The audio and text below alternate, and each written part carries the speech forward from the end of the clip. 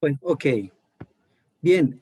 Nosotros con lo que vimos la clase anterior terminamos el libro de Amós. ¿Listo? En ese libro nos dedicamos un poco porque vimos los contextos generales, social, político, económico, religioso, legal. Y obviamente ya no me voy a detener en esos contextos, digamos, en esta clase, sino que ya en estos otros libros que trabajamos, vamos a ver entonces, digamos, ya un poco más enfocado en los libros. Claro, eso también lo hicimos con el libro de Amós. ¿Se acuerda? Vimos todos los contextos y luego de los contextos vimos algunas, digamos, temáticas muy importantes del libro de Amós. Eso vamos a hacer también con Oseas, vamos a hacer también con Isaías y con Miqueas. Cada vez vamos a trabajar un libro diferente, hacemos una introducción general al libro y posteriormente vamos a hacer una, digamos, como un análisis un poco más detenido de algunas de las temáticas que propone el libro. Por ejemplo, en Oseas vamos a trabajar mucho, digamos, lo que es, siempre hablamos de Baal, pero les voy a indicar algunas cosas de Baal un poco más puntuales. Luego trabajaremos, por ejemplo, lo que es la teología de la prosperidad, que ese es un tema muy, muy interesante, que lo vamos a trabajar en este libro de Oseas. Y veremos también otros temas muy, muy importantes que están acá en este libro. Igual también reitero en Isaías, en Miqueas. Muy bien, empecemos hoy con el libro de Oseas haciendo una introducción general al mismo. ¿Listo? Oseas, hablemos un poquitico del lugar y la fecha de nacimiento. Oseas era oriundo del Reino del Norte y el ministerio de Oseas se desarrolló también en el Reino del Norte. Desde esa perspectiva, Oseas tiene una ventaja interesante sobre Amós, porque Amós, recordemos que había nacido en el Reino del Sur, en un lugar que se llamaba Tecoa, y del Reino del Sur había ido a, digamos, a ministrar, a profetizar por orden del Señor al Reino del Norte. Eso era muy complicado porque ya al ser del sur e ir a predicar al norte, ya se constituía inmediatamente en, digamos, una persona muy sospechosa, extremadamente sospechosa, porque recordemos que esos dos reinos en ese momento eran enemigos. Entonces, Amós la pasó muy mal en ese aspecto. Pero Oseas tiene, reitero, esa ventaja en la que él sí nació en el reino del norte y predicó en el reino del norte. Aunque también, obviamente, la predicación de todos los cuatro profetas del siglo octavo tiene que ver con ambos reinos, con el reino del norte, Israel, y con el reino del sur, Judá, ¿correcto? Pero se enfocan en uno más que en el otro. Amós y Oseas en el norte, Miqueas e Isaías en el sur, en Judá. ¿Listo? Entonces, Oseas predica en el reino del norte, que reitero se llama Israel. El ministerio de Oseas se va a llevar a cabo antes de la caída de Israel. Esa caída de Israel, recordemos que se dio en el 722 o 721 antes de Cristo a manos del imperio neo-asirio, ¿correcto?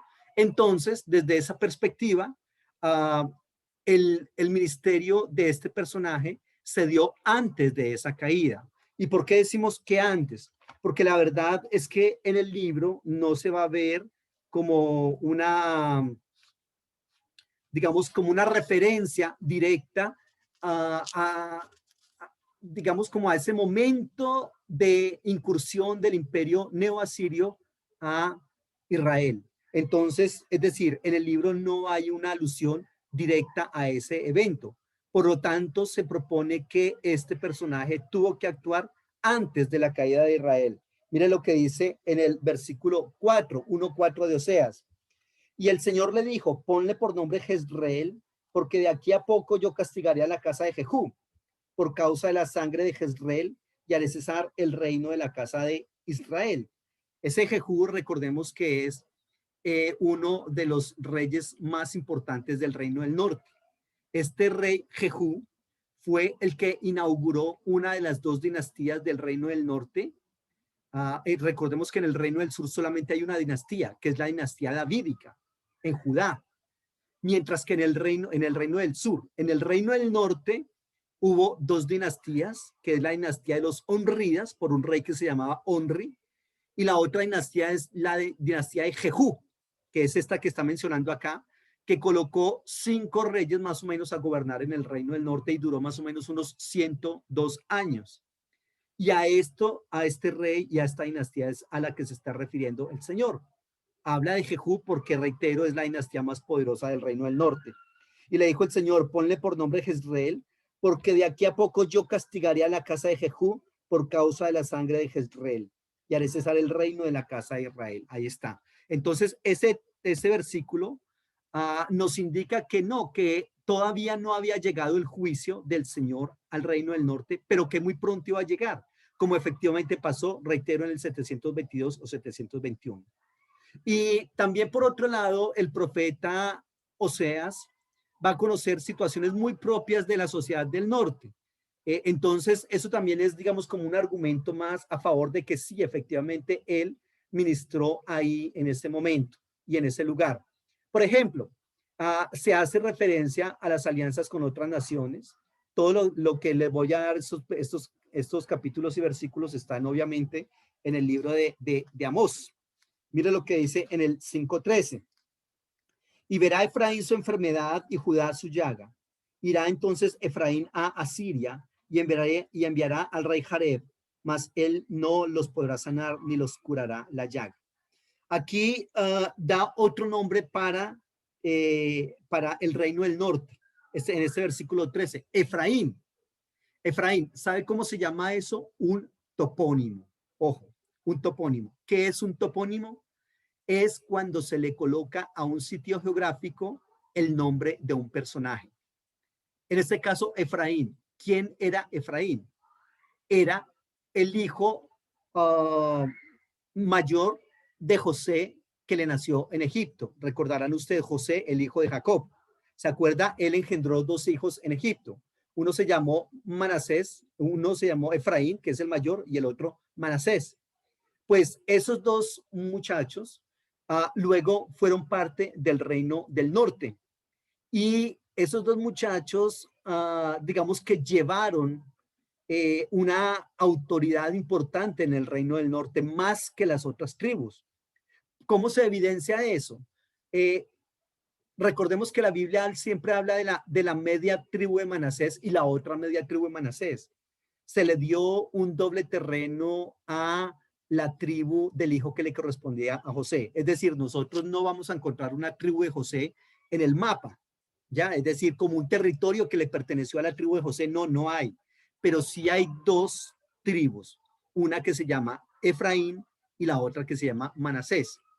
Y la de Manasés tiene 2 grandes territorios, muy grandes. Y esos entonces son los descendientes, reitero, de José, aquel muchacho que soñaba sueños, recuerdan ustedes, unas espigas se inclinaban a mí, el sol, la luna y 11 estrellas me adoraban, en fin, ese es ese aspecto del cual les estoy hablando. El hijo mayor de José, Efraín, llegó a ser tan poderoso en el reino del norte que, cuidado, que el nombre de Efraín se utiliza en la Biblia, como en este caso, para referirse a todo el reino del norte. Eso se llama una sinécdoque. Cuando aquí hay 2 figuras literarias, un poquitico de hermenéutica acá. Aquí hay 2 figuras literarias. Una que es ¿recuerdan la que les mencioné ahorita? ¿Cómo se llama eso? Un epónimo. ¿Qué es un epónimo? Un topónimo, perdón. Un topónimo es colocar a un sitio geográfico el nombre de una persona. ¿Qué haría de ti, oh Efraín? Refiriéndose al reino del norte. Y les digo que es una sinécdoque porque la sinécdoque se utiliza para hablar refiriéndose a un todo, un solo nombre. En este caso, el nombre de Efraín refiriéndose a todo el reino del norte. Entonces, hay una sinécdoque y hay un topónimo ahí. Y entonces dice que verá Efraín su enfermedad y Judá su llaga. Irá entonces Efraín a Asiria. Aquí se habla de una posible de una posible alianza entre el reino del norte, Israel, o en este caso, como le llaman acá, Efraín, con Asiria. ¿Para qué se daban esas alianzas? Para evitar que el creciente imperio asirio viniera e invadiera. Entonces lo que aquí se hacía es, haga el favor, yo le doy cierto dinero, un dinero muy importante anual, un impuesto, y usted no nos hace nada. Y entonces eso significaba también que este pueblo asirio iba a salir en la defensa de Israel cuando Israel lo necesitara, o Israel en el momento en que Asiria lo necesitara. O sea, era digamos, algo muy, digamos, como muy conveniente para ambas partes. El asunto es que el imperio asirio tuvo unos reyes que eran más bien como, digamos, como no tan ambiciosos, que se conformaron con que sus pueblos conquistados les pagaran un tributo. Pero el problema surgió cuando subió a gobernar un rey que se llamaba Tiglat-Pileser III. Bueno, en la Biblia se llama Tiglat-Pileser. Ese tercero se le coloca en la historia porque hubo otros dos que también se llamaron así Tiglat-Pileser. A ese señor la Biblia también le llama con otros dos nombres, Pul o también Jareb. Pul significa elefante, parece que el tipo era muy grande, muy corpulento. Y este rey asirio dijo, no, a mí no me interesa que me paguen solamente un tributo, yo voy a ser el amo del mundo. Y empezó a conquistar una cantidad de reinos por todo lado. Y entre ellos, obviamente, el primer reino que cayó, o uno de los primeros reinos que cayó, fue el reino del norte, es decir, Israel. Antes de Israel cayó otro reino que fue Siria. Asiria vino y conquistó Siria en el 732 antes de Cristo. 10 años después, uh, Asiria pudo venir y conquistar al reino del norte, es decir, a Israel. ¿Listo? Entonces, esto que está hablando acá de las posibles alianzas con esas otras naciones, no le salió como Israel quería. Le salió una mala jugada porque, reitero, el rey quería mucho más que un simple tributo. Quería que ese pueblo fuese propiedad de ellos. ¿Y por qué? Porque de todas maneras, como hemos venido diciendo, recordemos que Israel es un pasadizo natural del reino de todo el norte de la Mesopotamia al sur. Los grandes imperios se levantaron o bien al norte o bien al sur de Israel, y entonces Israel era como un pasadizo natural. No podían estar hacia la derecha cuando nos paramos de frente en el mapa, no podían estar a la derecha porque a la derecha queda el imperio, queda el desierto arábigo. Si un general llevaba su ejército por ahí, todos se morían, obviamente. Y por el otro lado, la parte izquierda del mapa, cuando nos paramos de frente a él, queda el mar Mediterráneo. Y obviamente esa gente no manejaba muy bien digamos, las embarcaciones y el mar y todo ese asunto. Los que manejaban bien eso eran los fenicios, no los asirios. Entonces, ellos necesitaban conquistar Israel porque necesitaban bajar hasta Egipto y conquistar todos esos países de ahí. Entonces, no les convenía hacer esa alianza con Israel. ¿Listo? Por otro lado, necesitaban los recursos que tenía Israel. Israel tenía unas fuentes de aguas, Israel tenía la famosa espesura del Jordán, de la cual habla la Biblia, que es maderas, árboles, muchos árboles, y entonces ellos necesitaban ese recurso natural. Israel también tenía unas minas de cobre, se llaman minas cupríferas, y entonces los asirios necesitaban todo eso, aparte de eso que también necesitaban la mano de obra esclava para que trabajaran los proyectos de construcción, de guerra y otros proyectos que tenían los asirios. Entonces, por eso le echaron mano a Israel. Por otro lado, recordemos también que Israel, el reino del norte, tenía 5 rutas de caravanas, mientras que el reino del sur solamente tenía 2 rutas de caravanas. Esas rutas de caravanas, eso de los peajes, eso no es ahorita. Eso de los peajes ha existido siempre. Entonces ellos le cobraban peajes a la gente que venía pasando con sus mercancías y todo ese asunto. O sea que el territorio del reino del norte, es decir, Israel, era muy, muy productivo, tremendamente productivo. En la época del reino dividido, la verdad es que el reino del norte es mucho más fructífero y mucho más rico que el reino del sur. En ese momento el reino del sur no es tan poderoso. Y también las alianzas con otras naciones están en el capítulo 7, versículo 11. Efraín fue como paloma incauta, sin entendimiento. Llamarán a Egipto, acudirán a Asiria. Cuando fueren, tenderé sobre ellos mi red. Les haré caer como aves del cielo. Les castigaré conforme a lo que se ha anunciado en sus congregaciones. Aquí anuncia una posible alianza con otra nación que es Egipto. Egipto siempre le vendió la idea a Israel de que ellos podían ayudarles, pero eso era totalmente falso, porque Egipto, después del éxodo, ellos no se volvieron a recuperar, después de todas esas plagas y todo ese asunto que hubo ahí en contra de ellos. Pero de todas maneras había unos partidarios, tanto en el reino del norte Israel como en el reino del sur, Jerusalén, Judá, había unos partidarios de Egipto, gente que decía, sí, los egipcios pueden ayudarnos, colaborarnos, pero realmente no podía. ¿Listo? Y en el capítulo 8, versículo 9 dice, porque ellos subieron a Asiria como asno montés para sí solo. Efraín con salario alquiló amantes. Ahí está. Entonces eso a lo que se refiere ahí es que compraban la protección de esos grandes,